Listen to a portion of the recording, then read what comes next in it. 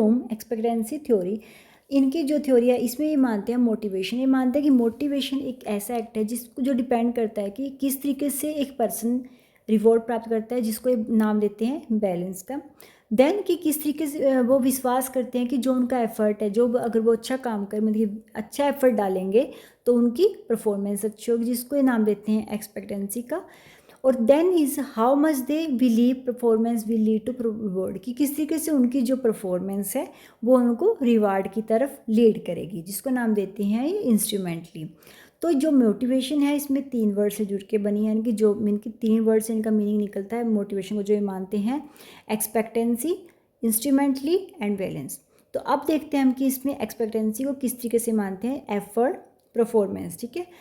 कि एग्जाम्पल के तौर पर कि अगर मैं हार्ड वर्क करूँगा तो I can achieve the target, कि अगर मैं टारगेट हमारा क्या, मान लो हम कोई एग्ज़ाम की तैयारी कर रहे हैं कुछ है, तो हम मानते हैं कि अगर मैं मेहनत करूँगा तो मुझे क्या है अपना टारगेट मिल जाएगा। तो किस चीज़ पर डिपेंड होता है ये, मतलब कि वो टारगेट उसको मिला है नहीं मिला, डिपेंडली में क्या होता है कि पास्ट एक्सपीरियंस कैसा है, उनका सेल्फ कॉन्फिडेंस कैसा है, या वो perceive difficulty of the goal, availability of resource और सपोर्ट, की किस तरीके से उन्हें सपोर्ट मिल रहा है, उनके पास रिसोर्स क्या है। तो ये सब भी डिपेंड करता है कि हम किस तरीके से प्राप्त करेंगे अपने गोल को, ठीक है।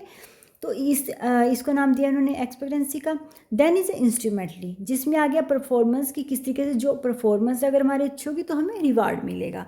इसमें है कि वो विश्वास करते हैं कि अगर हम successfully performance will lead to reward, कि अगर हमारी परफॉर्मेंस सक्सेसफुल रही, जो हमने काम किया, तो वो हम क्या है रिवॉर्ड की तरफ हम लीड होंगे। एग्जाम्पल के तौर पर if I meet the target I will a promotion, कि अगर मैंने अपना टारगेट, मान लो कोई ऑफिस में बिजनेस में काम करा कि अगर मैंने ये टारगेट पूरा कर लिया तो मेरी प्रमोशन हो जाएगी, तो एक विश्वास होता है, इसको नाम दिया उन्होंने इंस्ट्रूमेंटली।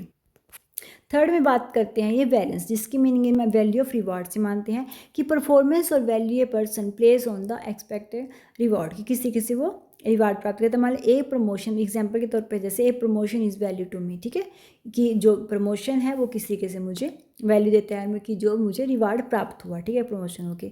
तो ये इन्होंने 3 वर्ड्स की बात की है अपने। तो ये ये विक्टर ब्रूम की एक्सपेक्टेंसी थ्योरी थी।